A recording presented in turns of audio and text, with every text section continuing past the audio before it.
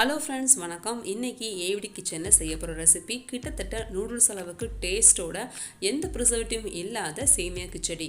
டெஃபினட்டாக இந்த ரெசிபி குட்டீஸ்லேருந்து பெரியவங்க வரைக்கும் ரொம்ப லைக் பண்ணி சாப்பிட்ற மாதிரி இருக்கும். ட்ரை பண்ணி பாருங்கள். இதே மாதிரி நிறைய வீடியோஸ் தெரிஞ்சுக்க மறக்காமல் ஏவிடி கிச்சன் சேனலை சப்ஸ்கிரைப் பண்ணிவிட்டு பக்கத்தில் இருக்க பெல் ஐக்கான் கிளிக் பண்ணுங்கள். அடுப்பு பற்ற வச்சுட்டு கடாயில் 3 டீஸ்பூன் அளவுக்கு ஆயில் விட்டுக்கோங்க. ஆயில் கொஞ்சம் சூடானதுக்கப்புறமா இது கூட அரை கப் அளவுக்கு பொடியாக அரிஞ்ச வெங்காயம் சேர்த்து வதக்கிக்குங்க.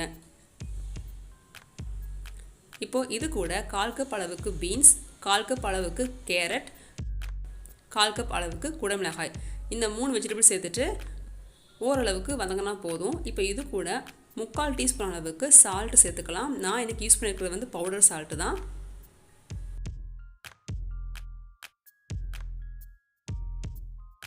லைட்டாக கலந்து விட்டுட்டு இது கூட 3/4 டீஸ்பூன் அளவுக்கு ஜிஞ்சர் கார்லிக் பேஸ்ட் ஆட் பண்ணிக்கோங்க.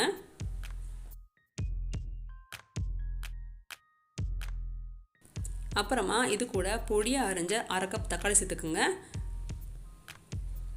மசாலாக்காக நான் இன்றைக்கி garam masala 1/4 teaspoon, chicken gravy masala 1 teaspoon add பண்ணியிருக்கேன். கலருக்காக ஒரு 1/4 டீஸ்பூன் அளவுக்கு காஷ்மீரி மிளகாத்தூள் சேர்த்துக்குங்க. இது முழுக்க ஆப்ஷனல். ஃபைனலாக இது கூட 1/4 டீஸ்பூன் அளவுக்கு மஞ்சள் தூள் ஆட் பண்ணிக்கோங்க.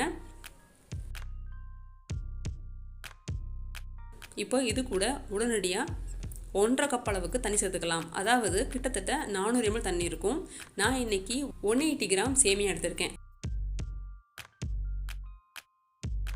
இது கூட 1 டீஸ்பூன் அளவுக்கு சுகர் சேர்த்துக்கோங்க.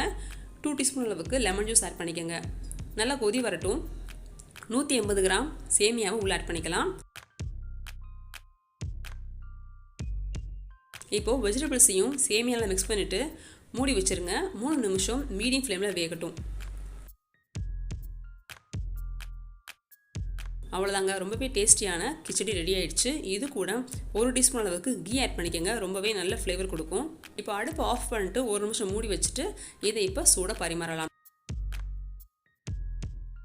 ரொம்பவே டேஸ்டான நியூட்ரியன்ஸ் ரிச்சான சேமியா கிச்சடி ரெடி ஆகிடுச்சு. மறக்காமல் இதை ட்ரை பண்ணி பாருங்கள். தேங்க்யூ.